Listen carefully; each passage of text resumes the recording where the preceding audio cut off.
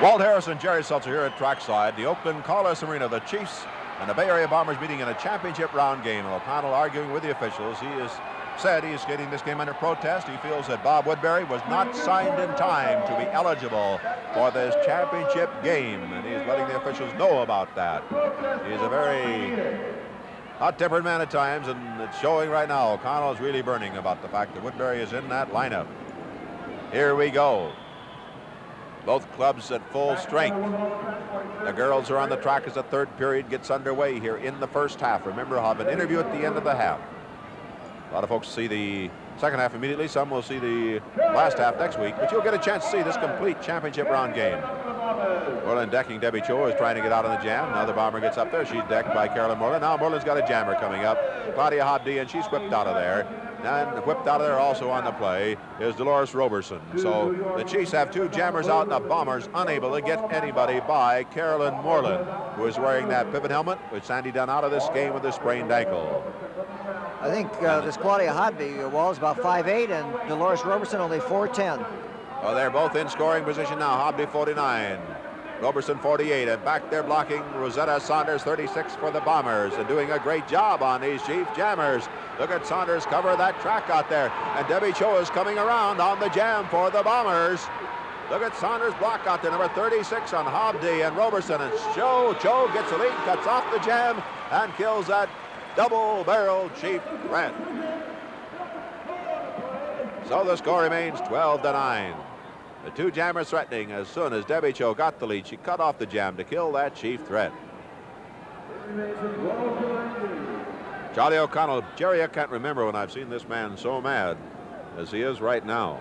Well, Charlie's always been a money player, and he feels that the team competing here for the championship, that they shouldn't have the disadvantage of Bob Woodbury being added to the Chief lineup. They certainly didn't figure that in the strategy. Also, Alvin Mallory out hurts the Bombers, of course. So here we go. The pack is formed. The jam gets underway again. All four jammers are out this time. Maureen Gallagher, Judy McGuire for the Chiefs, Kathy Pulliam, Carol Peanuts Meyer, 37 for the Bombers. So all four girls are moving on this play. When they get up to the pack, for every member of the opposing team they pass, they get credit for a point. Look out, down go three of them, and leaving Judy McGuire on her skates for the Chiefs. Back to the block again. Rosetta Saunders doing a fine job wearing that pivot helmet for the Bombers in this period. Peanuts Meyer in scoring position, but Moreland puts her on the deck. Moreland with the block on Saunders, and she's passed by McGuire for a point. As Carolyn Moreland is skating quite a game here in the first half for the Chiefs, Jerry. Well, of course, this is one thing that happens. A lot of times when your premier skaters on the team are hurt, for instance, Sandy Dunn, suddenly Carolyn Moreland, who perhaps right there is a fine shot at Carolyn, who's always had the talent, has the ability and the chance to show off that she can skate pivot helmet, and of course gains very valuable experience. This has happened also on the Bombers with Margie Laszlo out. At one time Dolores Tucker was out. At one time Carol Peanuts Meyer this season. Suddenly you found Debbie Cho skating just great. Kathy Pulliam has been brought along as a jammer this season, so sometimes you can turn a disadvantage into an advantage.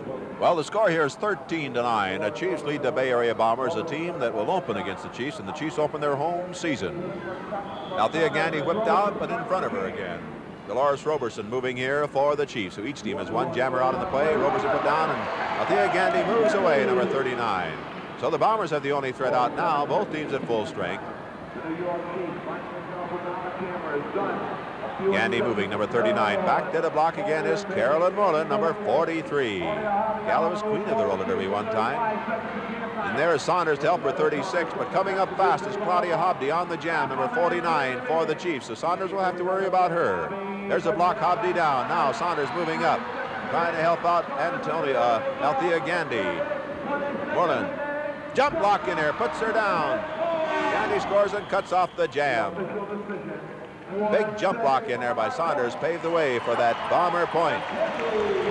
Making the score now, the Chiefs 13 and the Bombers 10.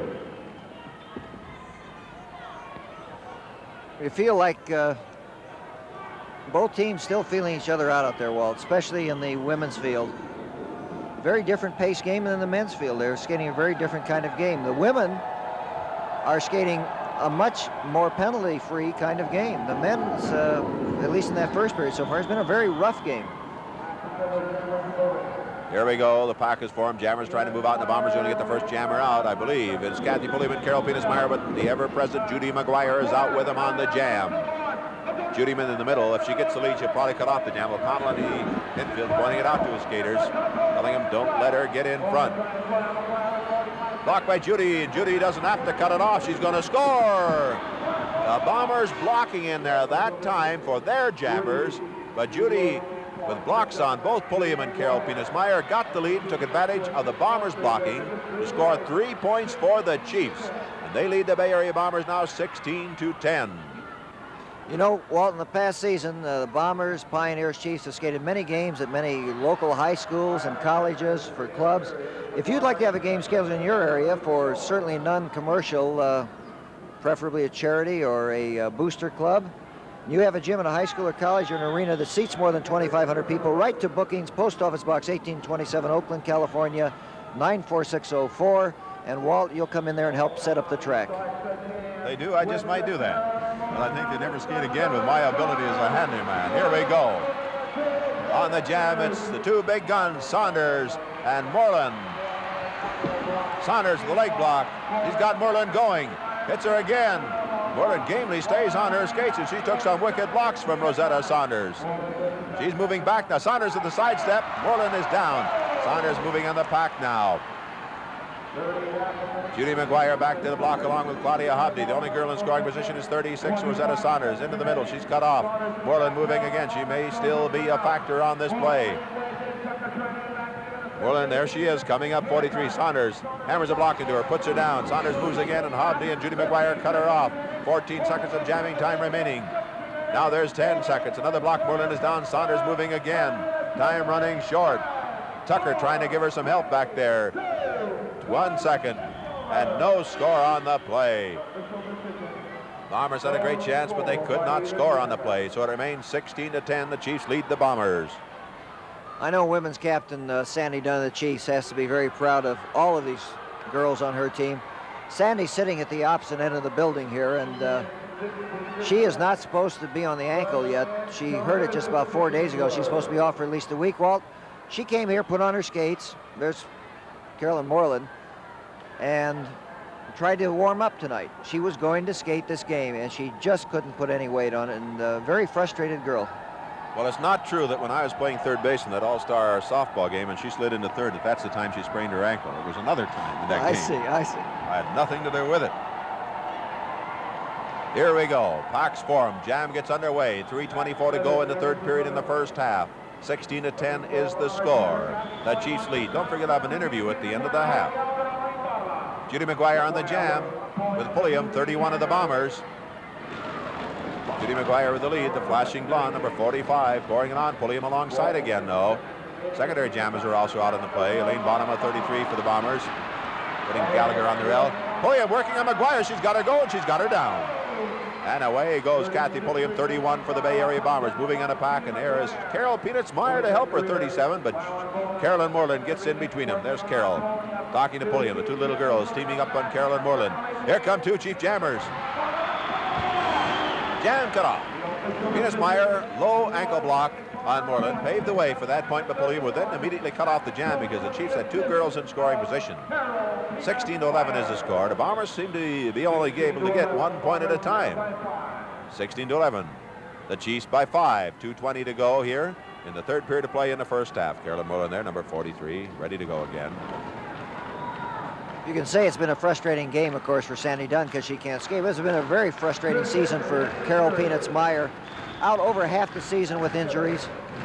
Looking just great now, though. Listen to the fans. Tucker's going to jam. The Bombers shooting everybody in this game. This is just the first half. Well, that last half ought to be a dilly. Tucker on the jam and Judy McGuire again on the jam for the Chiefs. Each team has a good one out in this play. Tucker's got her off balance. Tucker had her off balance. The Tucker's moving by herself now. At the rear of the pack to block again is Carolyn Moreland, 43. Saunders trying to get back to help Delores Tucker out. Tucker, 34, the only girl in scoring position. A minute 28 to go in the third period of the first half. Moreland with the block on Tucker. Saunders is back there now. Saunders, 36, talking to Tucker, 34, is the girl who can score. About 23 seconds left. Here's the whip into a double block, and she cannot get through. Saunders picks her up. Tucker will try again. He can't get through again. They're not holding hands there. That's illegal. Just crossing him at the wrist. 13 seconds left. 12, 11. Tucker helped up by Saunders. They're trying again. 5 seconds. Saunders goes through. Tucker gets through for 2 and cuts off the jam.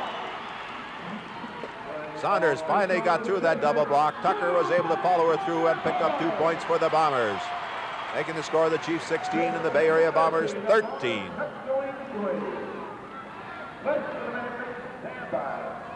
Unless my score sheet is wrong, Walt, that was Judy McGuire's 5th jam of this period. At that rate, she'll skate 20 to 25 jams tonight. She's got to pick up the slack on this team, and she knows it. That's tough when the Bombers change around and send out Tucker on the jam all of a sudden. You're sending out a fresh jammer. Makes it tough on Judy. 14 seconds left in this period. They're trying to get out. If they could get out in a good block and put a skater over the rail, it could still be a point scored. Abdi is out, but it's only 7 seconds. Highly unlikely now. 4 seconds here and count it off. They are unable to get into scoring position before time ran out on that jam. Remember the rule at the end of the first half and the end of the second half, though. If a jam starts with any game time remaining, that jam can go the full 60 seconds. That's very important if it's a tight game coming down to the wire. So the score here at the end of the third period of play is the Bay Area Bombers 13 and the Chiefs 16.